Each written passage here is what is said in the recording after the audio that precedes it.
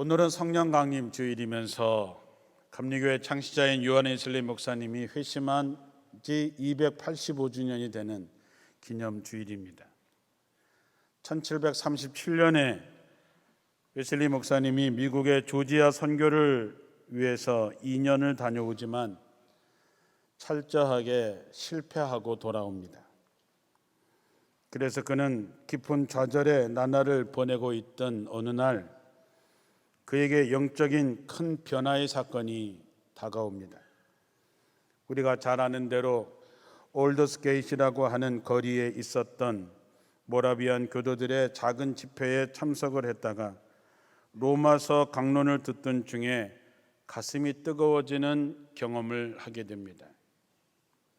그 사건은 그에게 영적인 대일대의 전환점을 가져오게 됩니다.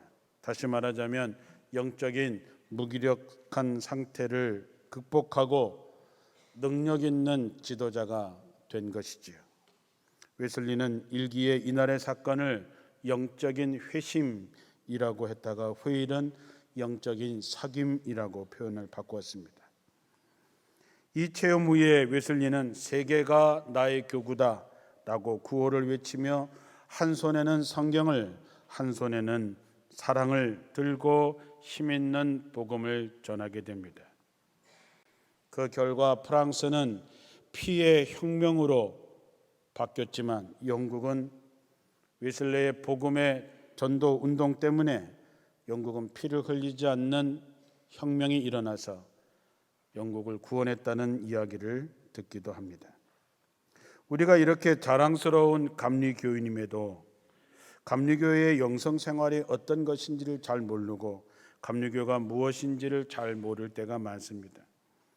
바라기는 감리교의 영성생활에 대해서 정확하고 분명하게 알아서 초기에 감리교인들이 영국을 새롭게 만들었던 것처럼 우리도 감리교인으로서 복음으로 이 나라와 이 민족을 구하는 성도들이 되시기를 주님의 이름으로 축원합니다.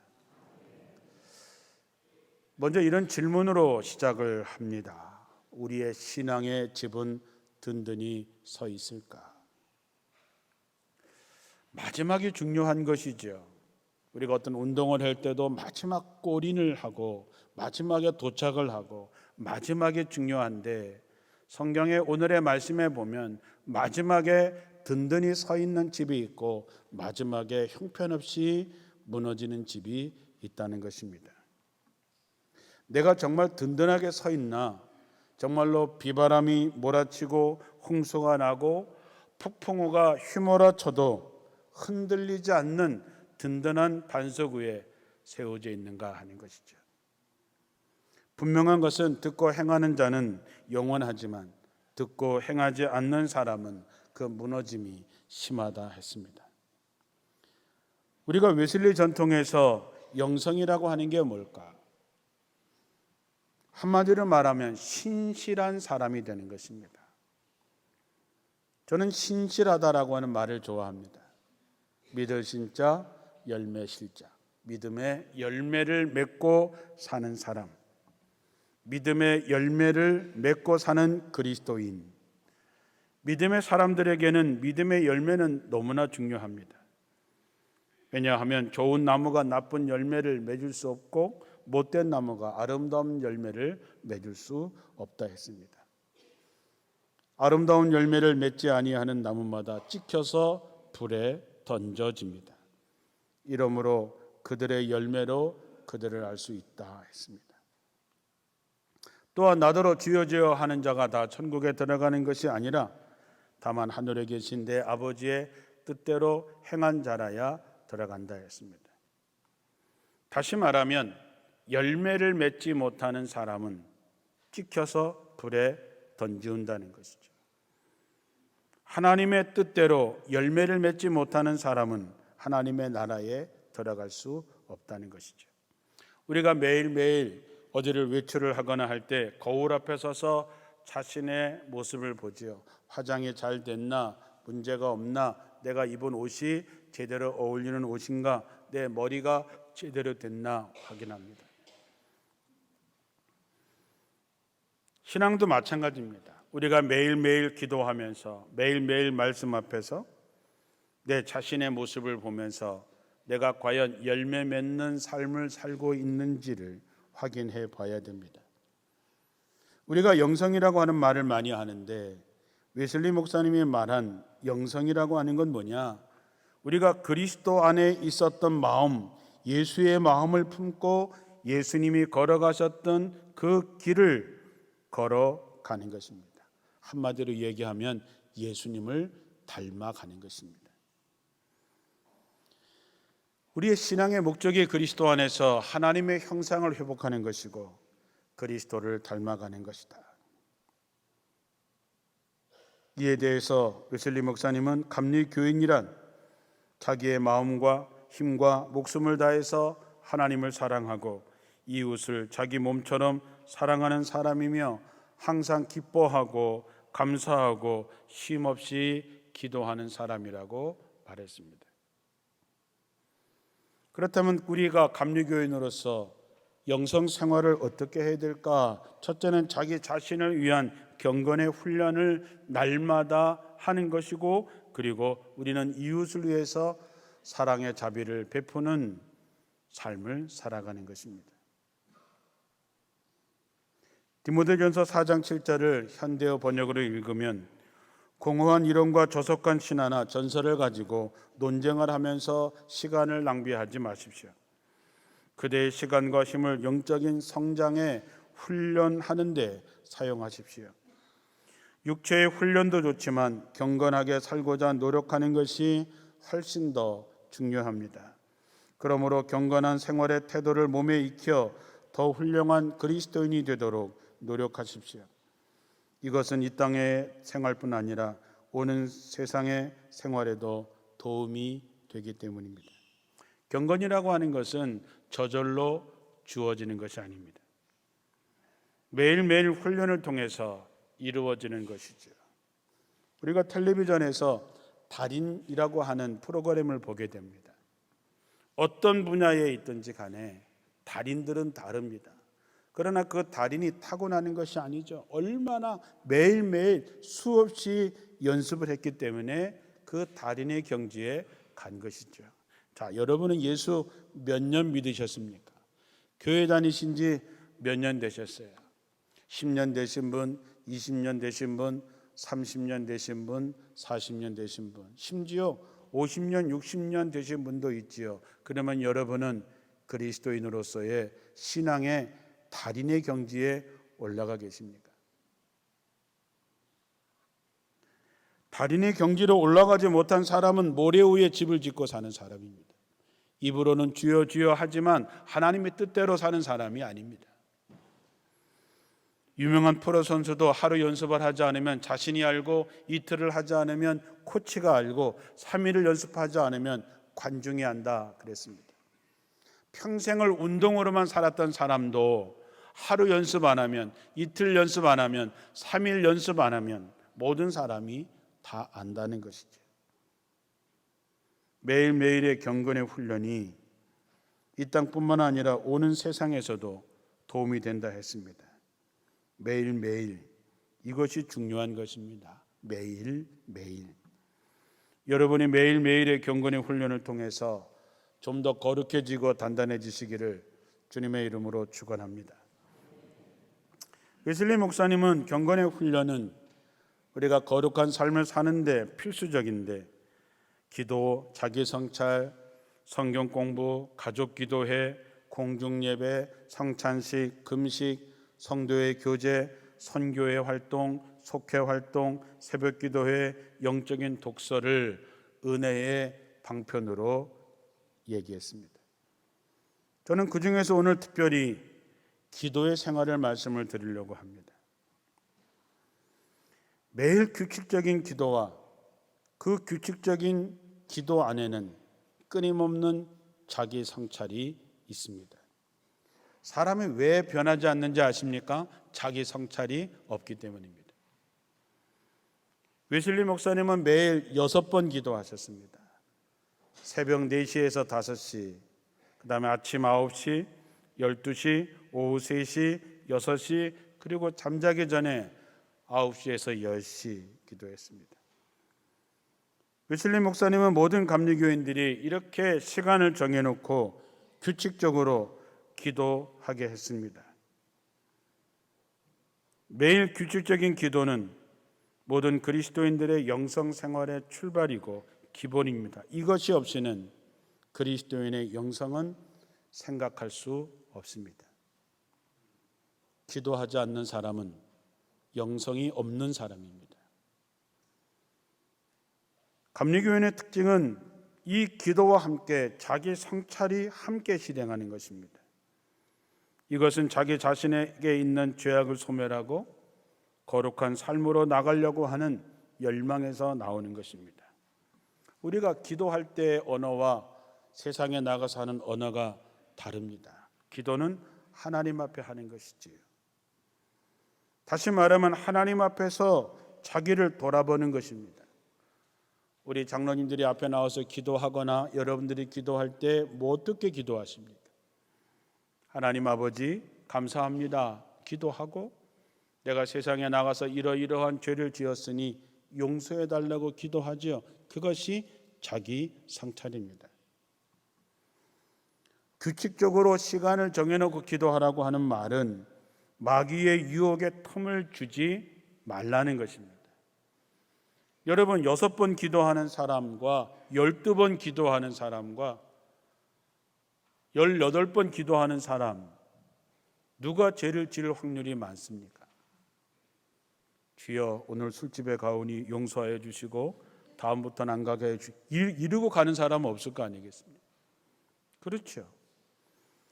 시간을 정해놓고 기도를 자주 하라고 하는 얘기는 뭐냐 하면 마귀의 유혹, 죄를 지을 틈을 주지 말자라고 하는 것입니다.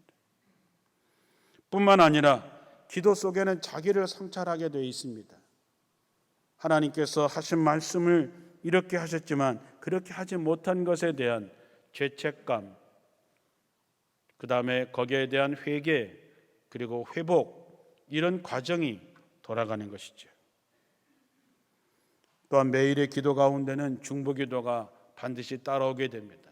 여러분 기도할 때 자기 기도만 하고 끝하고 오는 사람은 없지요. 적어도 가족을 위해서, 자녀들을 위해서, 손주들을 위해서, 아파하는 속도원들을 위해서 중보기도합니다. 기도하지 않으면 중보할 수 없는 것이지요. 감리교인들이 기도할 때 중보기도가 반드시 잘 나타나는 이유는 뭐냐? 속회가 잘 운영되었기 때문입니다. 여러분 알아야 중보기도 하는 거죠. 모르는데 어떻게 중보기도를 하겠습니까? 함께 속회 활동을 하면서 그 집 사정, 그 집의 형편을 다 알기 때문에 기도할 때 그를 위해서 기도할 수 있는 것이죠. 제가 목회 35년 하면서 처음으로 3달 안식월을 떠납니다. 3달 동안 어떻게 중보기도를 할까 생각하다가 여러분의 교족부가 저한테 제 핸드폰에 다 있습니다. 하루에 15가정씩 하면 내가 있는 3달 동안 우리 교인들 가정을 하나하나 다 기도해 줄 수 있겠구나. 교족부에 보면 여러분이 좋아하는 찬송, 여러분이 좋아하는 성경, 여러분이 기도 제목이 다 그곳에 기록되어 있습니다. 물론 안 낸 사람은 없겠죠. 없으면 그냥 짧게 기도하고 있으면 길게 기도하면 되지요. 그래서 제가 여러분을 마음에 품고 매일 15가정씩 기도해 주려고 합니다. 여러분을 마음에 품으니까 기도하는 거죠. 여러분 관계없는 사람을 위해서 중보기도 하진 않잖아요. 그래서 속회가 중요한 것입니다. 그래서 속회가 어떻게 해서든지 모여야 되는 것이죠. 중보기도를 통해서 서로 돌보고 지원하고 서로를 지켜주는 영적인 협동이 필요한데 속회와 가정 예배를 통해서 그런 것들이 이루어지는 것입니다. 요즘에 가장 큰 목회적인 고민이 뭐냐 하면 속회를 어떻게 활성화시킬 수 있을까 하는 것입니다. 속회들이 살아야 교회가 삽니다. 속회들이 살아야 뜨거운 열정들과 중보기도와 하나님의 역사를 경험하게 되는 것이죠. 감리교회의 장점인 속회의 제일 목적은 성경 공부를 하거나 전도나 교회 성장이 아니라 속도원들끼리 모여서 영적인 고백과 영적인 나눔을 하는 것입니다. 공과 중심의 그것이 아니라 한 주간 동안 우리가 어떻게 살았는지를 서로 고백하고 서로 나누고 서로 함께하는 것. 그래서 속회의 진정한 공과는 속도들의 한 주간의 삶입니다. 속회다운 속회를 위해서 잘 준비하고 진정한 고백과 나눔이 있는 속회를 만들어갈 작정입니다.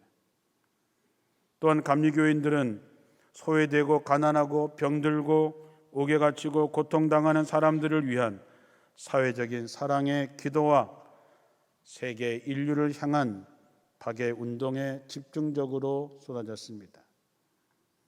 또한 가족 기도회, 아무리 강조해도 부족함이 없는 가족 기도회. 웨슬리 목사님의 어머니 수산나 웨슬리는 가정 예배에 철저했습니다.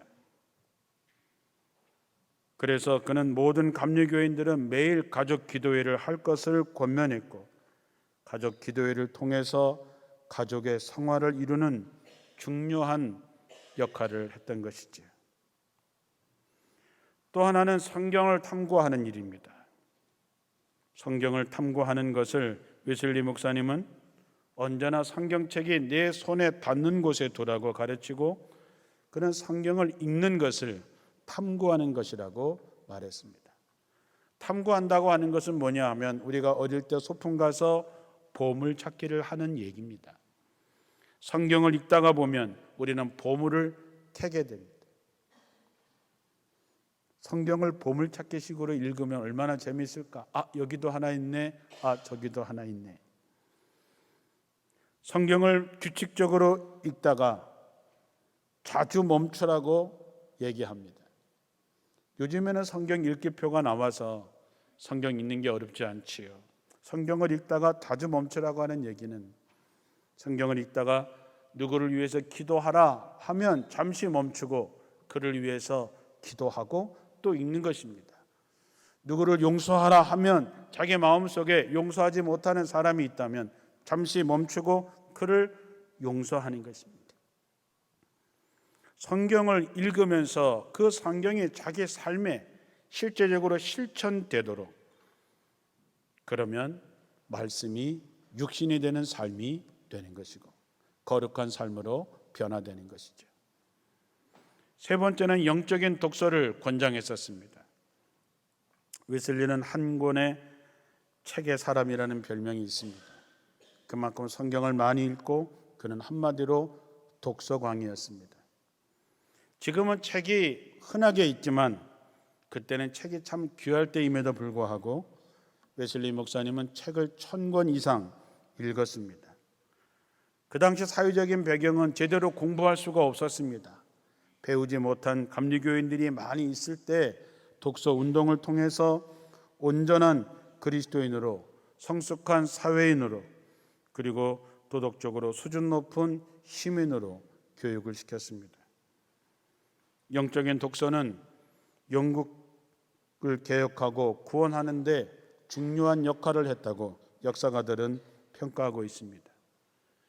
웨슬리 목사님은 신학교를 세우지 않았지만 이 독서 운동을 통해서 설교자와 평신도 지도자들을 잘 길러냈고, 웨슬리 목사님은 감리교인들이 꼭 읽어야 하는 필독서를 제정해서 읽게 하였습니다. 우리도 앞으로 매달 필독서를 정해서 주보에 싣고 여러분들이 그 책을 도서관에서 또는 사서 영적 독서를 통해서 영적 성숙을 이룰 수 있도록 도와드리겠습니다. 웨슬리 목사님의 필독서 중에는 성자들의 삶에 대한 것이 많이 있었습니다. 왜냐하면 웨슬리 목사님의 입장에서는 성자들의 생애야말로 살아있는 교리요 감리교의 교리의 생생한 표준이라고 생각했기 때문이죠. 그래서 영적인 독서는 감리교회만이 가지고 있는 아주 독특한 장점이며 특징입니다. 웨슬리 목사님의 매주 수요일, 매주 금요일은 금식하셨습니다. 웨슬리 목사님의 돌아가시고 난 다음에 감리교인들은 금요일을 금식하는 날로 선포했습니다. 금식하는 이유는 6가지였는데 금식하면서 자신의 죄를 슬퍼하며 회개하고 육체의 정욕을 죽이고 전적인 순종과 더 깊고 간절한 기도, 이웃의 고난에 동참, 신체의 건강에 영혼의 건강을 위해서였다 그랬습니다. 우리는 언제 금식합니까? 어려운 일 생기면 금식하시지요. 금식은 오로지 기도의 응답과 당면한 문제를 해결하기 위해서 하는 것이 아니고 자기의 요구를 들어달라고 하나님께 졸라대거나 하나님을 협박하는 수단이 아닙니다. 웨슬리에게 있어서 금식은 선행과 성화의 방편이고 영성의 훈련이었습니다. 웨슬리 목사님은 금식하는 모든 감리교인들은 하루 금식한 돈을 가지고 와서 그것을 모아서 가난한 사람들을 방문하고 그들을 먹이고 입혔습니다. 또한 웨슬리 목사님은 성만찬을 굉장히 중요하게 여겼습니다. 열정적인 성만찬주의자, 이런 얘기도 들었습니다. 그의 영성은 성만찬적 영성으로 형성되었다고 말할 정도였습니다. 그는 감리교인들이 매주일 규칙적으로 모든 가능한 기회에 성만찬을 받으라고 촉구했습니다. 아무도 그렇게 하지 않고는 진정한 그리스도인이 될 수 없다고 지칠 줄 모르고 가르쳤습니다. 성만찬의 의미는 뭡니까? 그리스도와 내가 한 몸을 이루는 것이지요. 웨슬리 목사님은 설교 중심으로 변해져 가는 예배를 경계하고 성만찬을 반드시 할 것을 권면했습니다. 우리 교회도 이제 9월서부터는 일부 예배 때는 매주 성찬 예배를 드리려고 합니다. 성찬 예배를 하게 되는 시간이 많이 걸려서 2부와 3부는 당장은 어렵고 1부 때는 성찬 예배를 매주 드리려고 합니다. 성찬 예배를 드리게 되면 예배의 형태가 바뀌기 때문에 일부 예배를 중심으로 한번 해보고 여러분도 자녀들과 함께 성만찬에 참석하고 싶을 때는 일부 예배에 나오셔서 한번 성만찬 예배를 한번 드려보시기 바랍니다. 그리스도와 내가 하나 되는 그 귀한 성찬을 통해서 경건의 훈련과 영적 성숙을 이루었던 것이죠. 이렇게 개인적으로 경건의 훈련을 매일 했던 감리교인들은 이제 사회에 나가서 사랑을 실천하는 삶으로 나타나는 진짜 영성의 모습을 보이게 됩니다. 웨슬리 목사님은 어느 교파, 어느 교리, 어느 신학에 매어 달리지 않았고 일생 동안 끊임없이 힘을 다해서 진정한 그리스도가 뭔가, 진정한 그리스도인이 되는 것이 뭔가를 고민했습니다. 믿음은 목적이 아니라 방편이고 통로요 길이라 했습니다.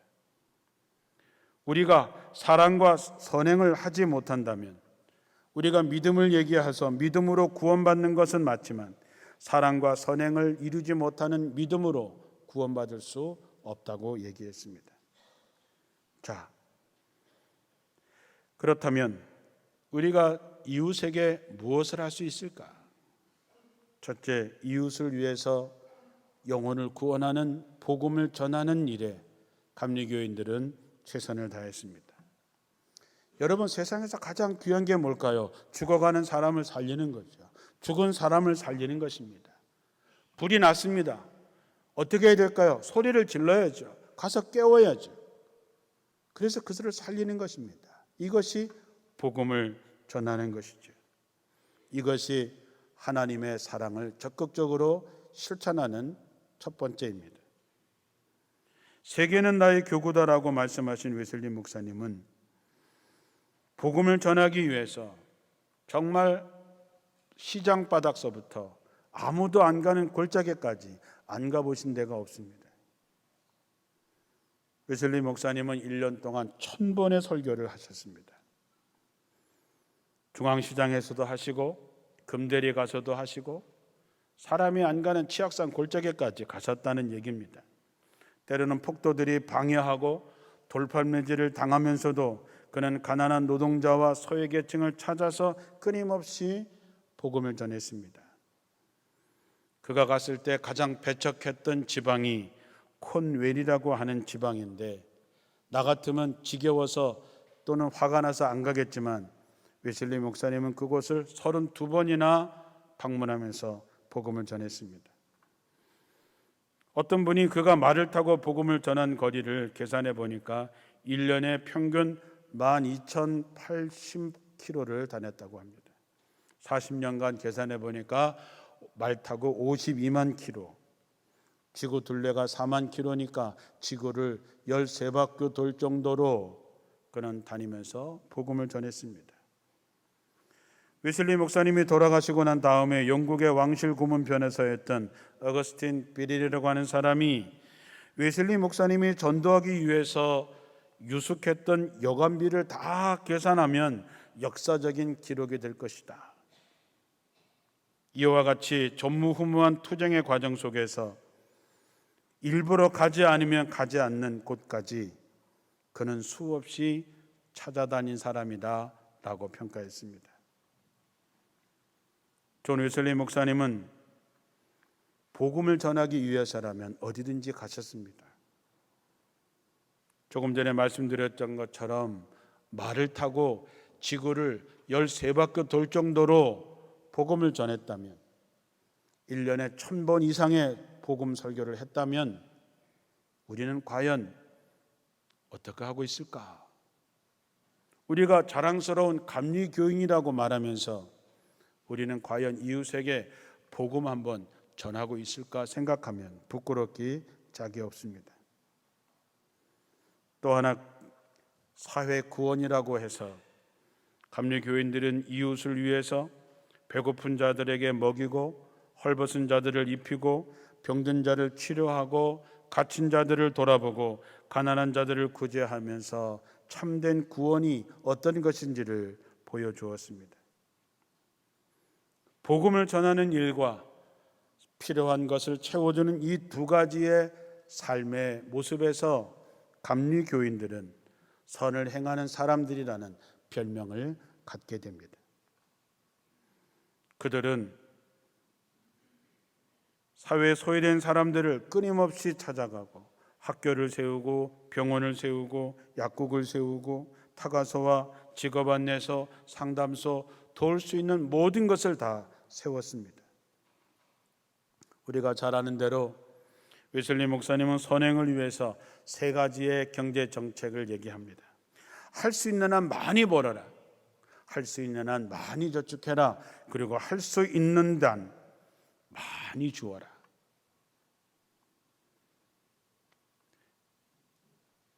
이것은 역사적으로 감리교인들뿐만 아니라 영국과 미국, 세계 기독교, 심지어 믿지 않는 사람들에게도 큰 영향을 끼치게 됩니다. 감리교의 선행 규칙이 있습니다. 네가 할 수 있는 한 모든 선을 행하라. 모든 힘을 다하여, 모든 방법을 다하여, 모든 처지에서, 모든 장소에서, 모든 기회에서, 모든 사람에게 선을 행하라. 네가 살아있는 동안.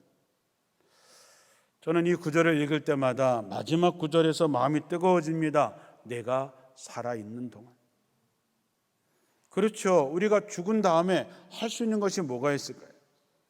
우리가 이렇게 살아있는 동안 할 수 있는 모든 선을 행하고 모든 힘을 다하여 모든 방법을 다해서 모든 처지에서 모든 장소에서 모든 기회에서 모든 사람에게 선을 행하라. 이렇게 사는 감리교인들은 웨슬리가 감리교 부흥 운동을 시작한 지 30년쯤 지났을 때에 영국 사람들에게 감리교인들은 무한한 신뢰와 존경을 받게 됩니다. 영국 사람들이 우리 사회에 감리교인들이 없으면 안 된다, 감리 교인들이 우리의 희망이다라고 하는 말을 듣게 됩니다.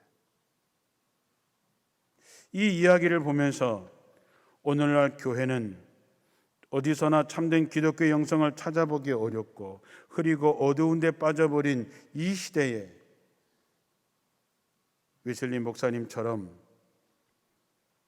감리 교인이 없으면 안 된다, 감리 교인들이 우리의 희망이다라고 하는 얘기를 과연 우리는 듣고 있을까?